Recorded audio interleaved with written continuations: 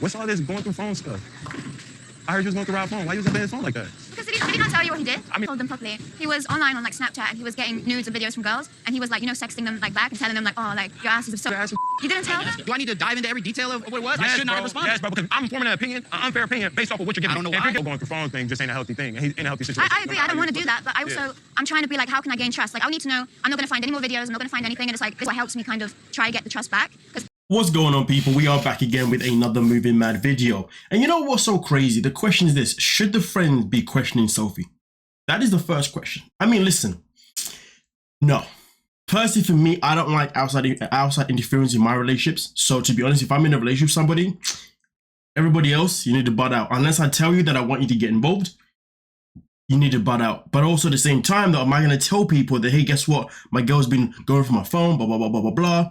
Not necessarily, no, because it's privacy, you know what I mean? It's between me and her. And especially if we've had a conversation about it and if we're now going to move forward from it. Now, if we haven't had a conversation about it for whatever reason, and you feel like you need to go to your boys or your girls to get advice first, fair enough. Each is of their own. You know what I mean? Not something that I would do, but I understand it. So really and truly, the friend shouldn't even be getting involved in the first place. But there's a very good point to be made here. The very good point to be made here is this: if you're going to tell your people something, tell them the full story. Don't tell them just a certain part, because now you've made them, well, you've made your girl look like the villain. You made her look like as if she's the one who's overreacting, when in reality, that was never the case. And let's be real, we already had the same situation anyway with his friend earlier on in the season, where his friend thought that she was being unloyal to him, to then find out, now hold on a minute, it's actually been him that's been unloyal to her this whole time with his online infidelity. Honestly, this is legit like school playground type behavior. Yeah, that's the best way I can put at it. But hey, we continue. Blood leaked into the water, and all the sharks was like, oh, here we go, it's feeding time. That basically made me feel like, okay, nothing I've done has fixed this. Nothing I've done has made this better, regardless of how much I've tried. Regardless, the thing I want to be is the person who just doesn't get it. If everything I think is just wrong, is Sophie just right to come at me? Is Tarai and Ty right in feeling like I deliberately left out information? Rob clearly forgets that this is not the first time he has broken trust with Sophie. Okay, this is not the first time. He has broken the trust beforehand. And at the end of the day, if he had never broken trust in the first time, well, then you wouldn't be in this situation right now. In fact, Rob is lucky that she's even staying around, to be honest with you, because why is she staying around is beyond crazy to me. The man legit broke your trust the first time, then did the same thing again, and yet you still want to continue being with him. And the crazy thing about it is that her mother has told her, has warned her, and said, listen, do you know what? Anything that happens, it's on you, because you're choosing to still be in this relationship. You're choosing to allow his behavior to be sane. You're allowing it to be normal, when it's not. You're being taken advantage of. You see what I'm saying? And it's crazy because I feel like Sophie thinks the only reason why she should kind of let him go or let him off is because he hasn't physically cheated on her, and also because she's holding back the fact that she's bisexual. So, you know, she's not like a saint neither. I don't know why she thinks that these comparisons are the same when they're not. They're far from the same. Listen to your freaking mother. And to be fair, her friend also comes and speaks up, and well, you can imagine Sophie also decides to not listen to her friend too. But hey, we'll get into that one later on into the video. But as far as I'm concerned, when it comes to Rob, though, taking self-accountability is something that he cannot do, something that he never will do. And it's quite jarring, to be honest with you, because I'm looking around and I'm just like, bro,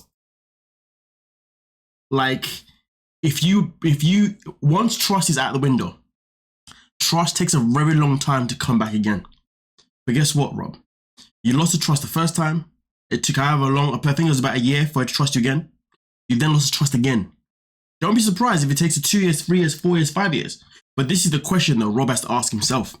Now that I have broken trust again, should I still commit to this relationship? Because this relationship is going to be one hell of a roller coaster for me. It's going to be one hell of a hurdle for me, because I'm going to have to do a whole lot of things to prove myself. And to be fair, the look he's done so far by getting the beach house or that kind of stuff, bro, that's light work. Because it's the beginning. That doesn't mean anything right now. Okay? For anyone to forgive anyone, and for anyone to move on, and for anyone to trust anyone, it's a consistency that happens over time. And sadly, the time is something that cannot be, you can't put a time on how much time it takes. Do you see what I'm saying? That's why for me personally, if I was in this situation and I was Rob in this situation, I would walk away. I'd be like, listen, do you know what? I broke your trust. And I've done it twice, to be honest with you. That clearly tells me that maybe I'm not in this relationship as much as I thought I was. So you know what? I'm about to bounce. I'm gonna let you find someone that's gonna be better for you, and I'm gonna go and find myself or whatever. You know what I mean? Because the way I behaved, It's not good because now I'm in a position where I feel cornered. I'm in a position where I feel like I can't breathe. I'm in a position where I feel like I have to, you know, tread on eggshells. And you know what, though? That's my fault. So I'm gonna leave. That's what I would do personally, but not everybody's got common sense like I have. But also at the same time, I wouldn't put myself in that position. But hey, we continue. He claims he's not met any of these girls in person. Yeah. Yeah, to be honest, like, I know it puts you in a position and I feel bad for you, but I don't think you should trust him at all. Say you forgive him. Are you really going to be happy on the wedding day? And just think with your head and not your heart. Yeah. Shouldn't I think with my heart? Is that not better? Oh, I don't know. Heart can get you hurt and maybe not see logic, but... The real question is, what is she thinking with, though? I want to know what the motive is here. What is the motivation for her to stay in this relationship? And also, like the friend said, if you get married to him, then what? Marriage isn't going to fix none of this. If anything, it might just amplify it a bit more. I'm sure that's the right word.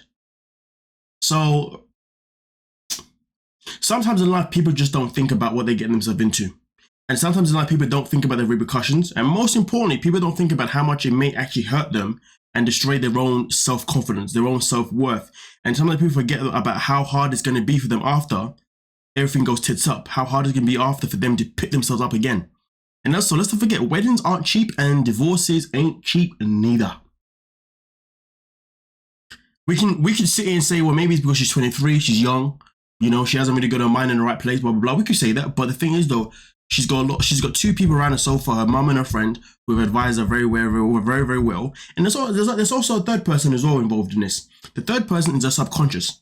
Her subconscious knows that this happened before, and she knows that her subconscious has now become conscious because now she's having to literally monitor everything that he does. So it's not like she's blind to how things are turned around.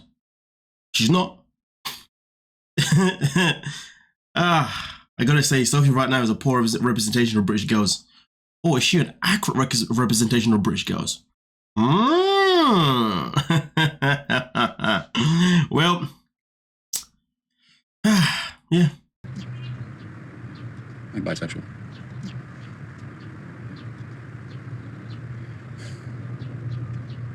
You see, for me personally, I really dislike this whole storyline about the bipolar, bisexual. You know, I really dislike this because I'm sure we live in a world now where it is very open, especially if you live in the UK or in America, where it's very easy to say, hey, guess what, I'm bisexual. In fact, it's something that you reveal on the first time. I mean, to be honest with you, whenever I've come across anyone as bisexual, you know, any females, they've said it off the bat, wasted no time about it. Yeah, I'm bi and what? You know what I'm saying? Like, boom, yeah, I like girls. You know what I mean? Like, yeah. So, to be honest with you, I'm really confused why they are making this into a storyline. I feel like this storyline is kind of setting us back a little bit. It's setting back the social, the how the world is now in terms of how, you know, we accept people being bisexual. We accept people being gay, being lesbian, being trans or whatever. Do you see what I'm saying? So I really don't know why, but if you think about it, we got one storyline where you got Nikki. Oh boy, that Nikki video is coming. Maybe I've uploaded it before this one, but either way, I just haven't made it yet. But yeah, anyway, you got one storyline with Nikki now. You know what I mean? You know, somebody's trans. You know what I mean? Trying to really push the narrative. Listen, I want to be accepted, which I get to a certain degree, but it's definitely too much. But this one here of being bi, like really, this is really a storyline. Well, I'm looking forward to the reaction that Rob's going to give us next week about, you know, find out that this woman is freaking bisexual. I mean, most guys that I know, in fact, anyone that I know that is a man doesn't give a damn about this woman being bisexual. I won't lie to you. Most men, if you tell them that you're bisexual, all they're thinking about is, so, when can we have a threesome? Listen, I'd be lying to you if I said that I wasn't thinking the same thing. You tell me you're bi, I'll be like, oh, okay. So we can have a third person, right, every now and then, yeah? Obviously a woman, right? Yeah.